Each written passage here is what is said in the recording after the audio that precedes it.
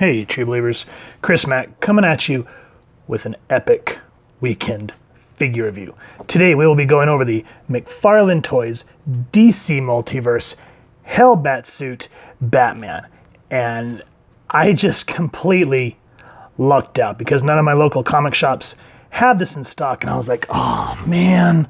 But I was walking through Walmart and I found the whole Age of Apocalypse line, and then I just happened upon this, and I was like, oh, yummy, yummy, yummy, yummy. I'm so excited to get it. Speaking of which, if you guys want to pick this up, as I always say, first and foremost, please check with your local comic shop and see if they can order it for you. If not, I did see that it is available on Big Bad Toy Store. I looked at Megaopolis and Dorkside Toys, sold out. So if you guys want to get this, it is at the time of this recording currently in stock at Big Bad Toy Store. So as you can see here, you get a beautiful window here of seeing the Hellbat, DC Multiverse Batman, number 22, McFarlane Toys. Flip it around this way, you see Batman, the cool DC Multiverse logo, which I think is really cool. I like the boxing for these, you know what I mean? You flip it around this way and you see where it says Batman Hellsuit, and you kind of see the idea where this was inspired from, which we'll get into in a moment. And then you also get a show of all the figures from this line, so I'll get it where you can pause it and read it. Flip it around this way. I like how it says Batman Hellsuit. That's really cool. DC Multiverse. Come back around the front. There's that great looking figure again. And then the window where he's like, hey, look at the top of me. And then on the bottom, all the legal stuff, you know, who cares? But what we do care about is this figure awesome or not. So let's get the Hellbat out and get a closer look at him. And here's the Hellbat out of the packaging, and my goodness, guys, I love this figure. You know, when I first saw it, I didn't realize that it came with these wings. I was like, oh my goodness. So I took them out of the back, unfolded them, and hooked them up here, and just look at that wingspan, man. That is definitely something. This thing is wonderfully sculpted, and we'll get into that in a minute, but oh, just sitting here watching it on the spinner and seeing the light hit it with all that red and that black, you would think that it would get it monotonous, but no way. This thing is beautiful, and I'm so glad that I just happened upon it at Walmart. That was just pure luck. So yeah, this is definitely a figure. If you're a Batman fan like me, y'all, yeah, a Batman fan, this is a figure you want to get in your collection. So with that said, why don't we get Mr. Wayne here down off the spinner and get a closer look at this beautiful, beautiful McFarlane figure. This guy is absolutely beautiful. But before we get further into the paint apps and all that good stuff, I like to kind of give some backstory on those who don't really know what the Hellbat is all about. So, this came about during the Robin Rises arc, which was written by Peter J. Tomasi. Kicks off with the hunt for Robin arc in Batman and Robin number 29. What happens is Ra's al Ghul, I know everyone says Raish, but I grew up saying Ra's, and I know they tried to correct that in Batman Beyond, but it'll always be Ra's al Ghul for me. Anyway, he's taken the bodies of Damian and Talia, because Talia was killed as well.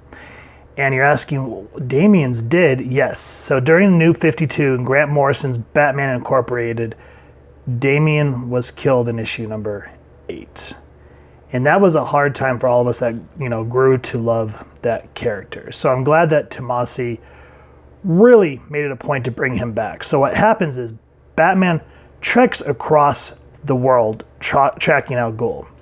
And what happens is the bodies are abducted by Darkseid and taken to Apocalypse. So Batman's like, I'm going to go get my son.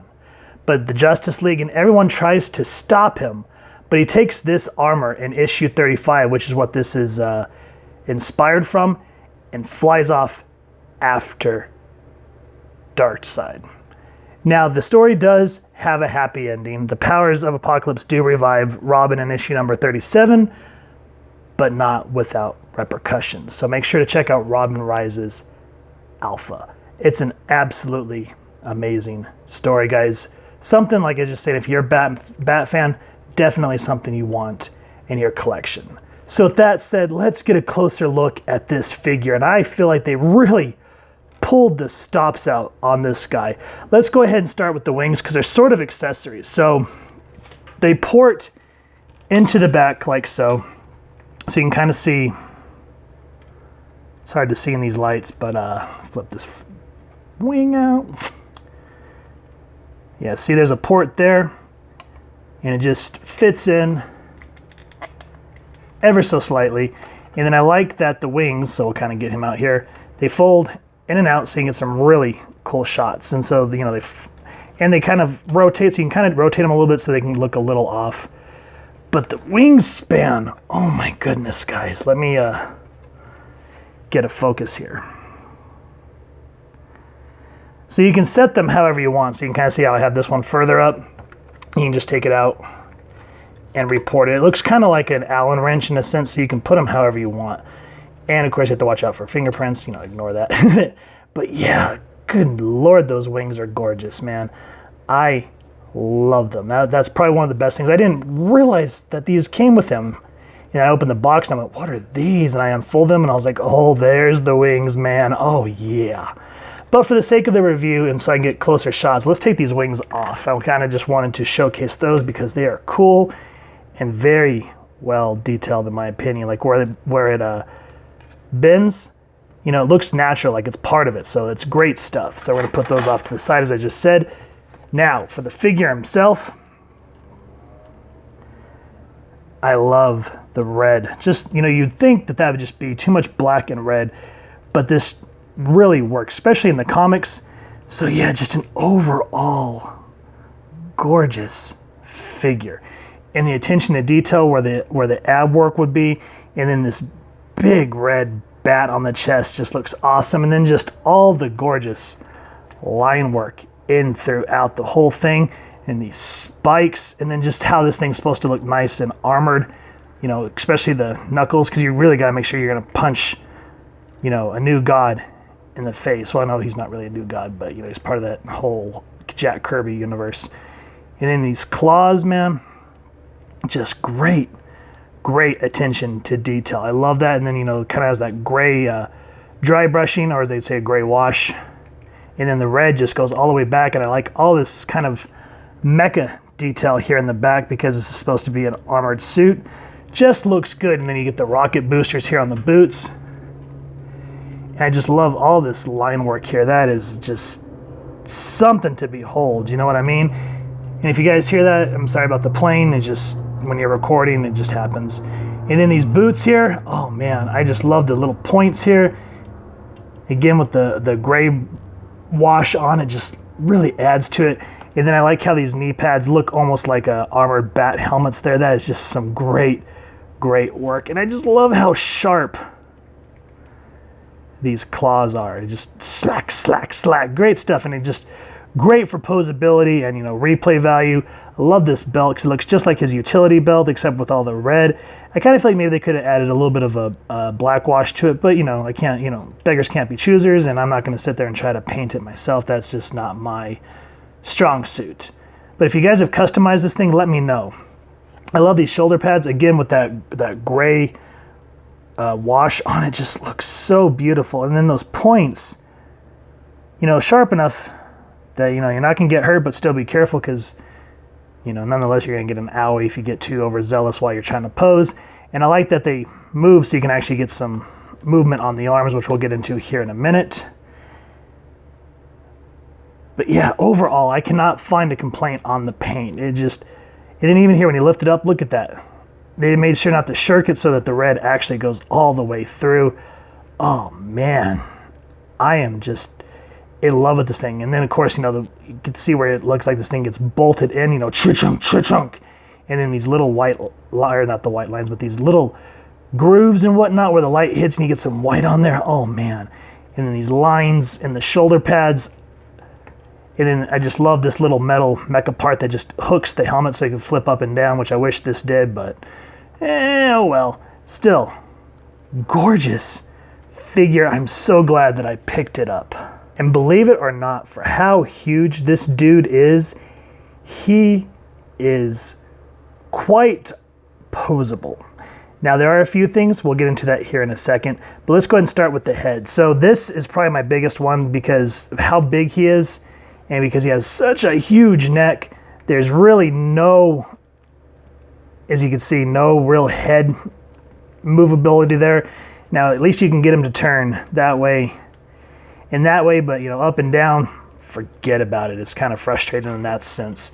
Now the arms can go up, and that's why I was talking about the shoulder pads. I'm glad that these things are just kind of on little nubs so that you can actually move the arms up and you can get them just about that much. I don't want to do it anymore because you don't want to break it, but still that's pretty impressive. And then of course they do the 360 spin, which is cool. And then yay, McFarlane got it right. Double jointed elbows, yes. And then he does have the, what do you call it, the bicep swivel here. Oh, I didn't notice these when I was doing the paint apps, but I like these little lights here. I don't know if they're supposed to be lights or lasers. I didn't notice those until I got in there. So that's some good stuff. And then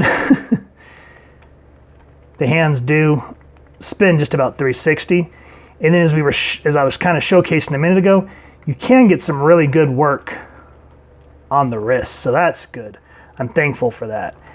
And then, you can go down that far on the ab crunch, that far on the ab on the back crunch, and you get a little bit of play there in the torso so you can at least move them around like that. That's always good to see. And he also does pivot here, which is great too. So you can kind of get a type thing going on there. So that always helps when they get that extra posability. The legs can go out. I mean, look at that. He can do the splits. So that's awesome for a big figure.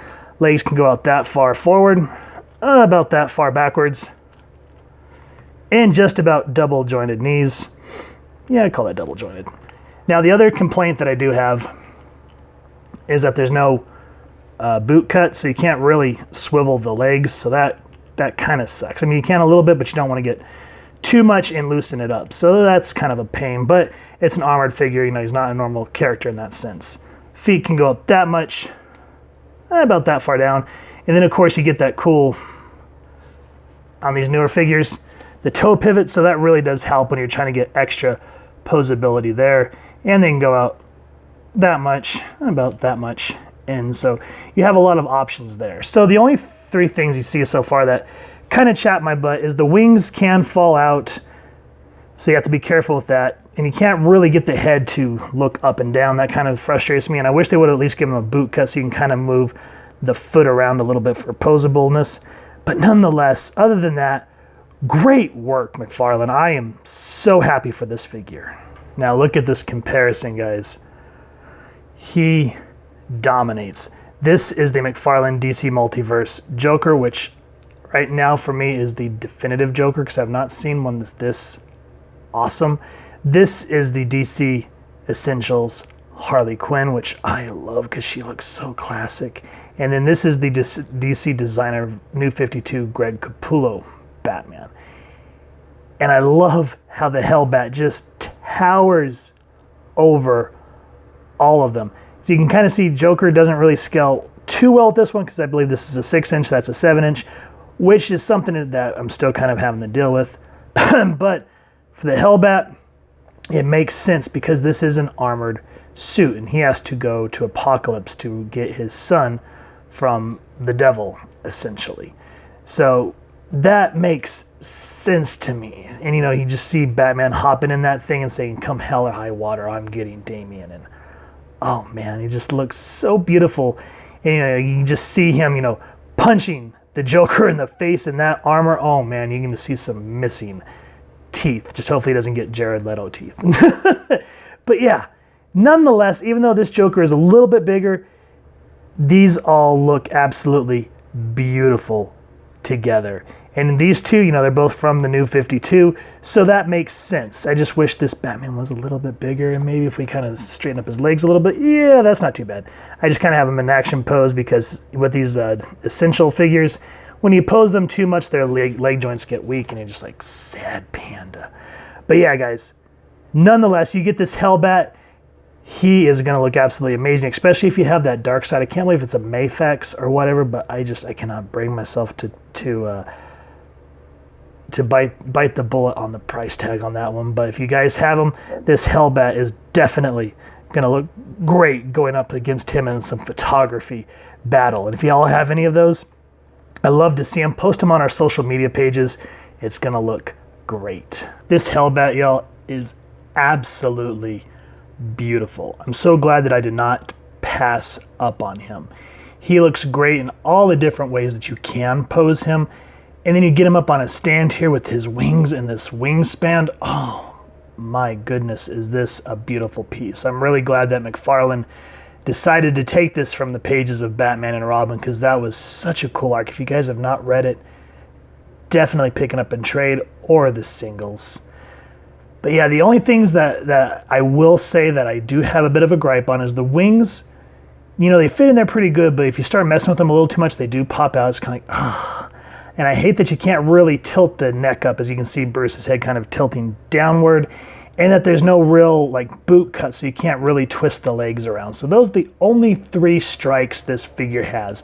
But for the size of it, man, the great paint work on it, the sculpting, and even though you can get around those posable problems and the wing thing, as you can see, it just looks absolutely gorgeous.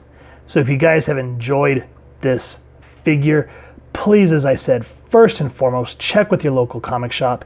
If not, then you can check out the online entities that I already aforementioned. Haha, I got to use a fancy word there. And if you guys have enjoyed this review, we really would appreciate if you take a minute to hit like, share, and subscribe. Helps the club channel more than you could possibly know. And if you wouldn't mind hitting that fancy little bat bell next to subscribe, that way as we continue to upload content, you guys will get notified and you can come to the channel. And we love having a dialogue and hearing your feedback down in the comments below, or our social media pages, which I'll make sure to leave the links down in the description below. So with all that said, I hope you all enjoy the slideshow at the end of the review.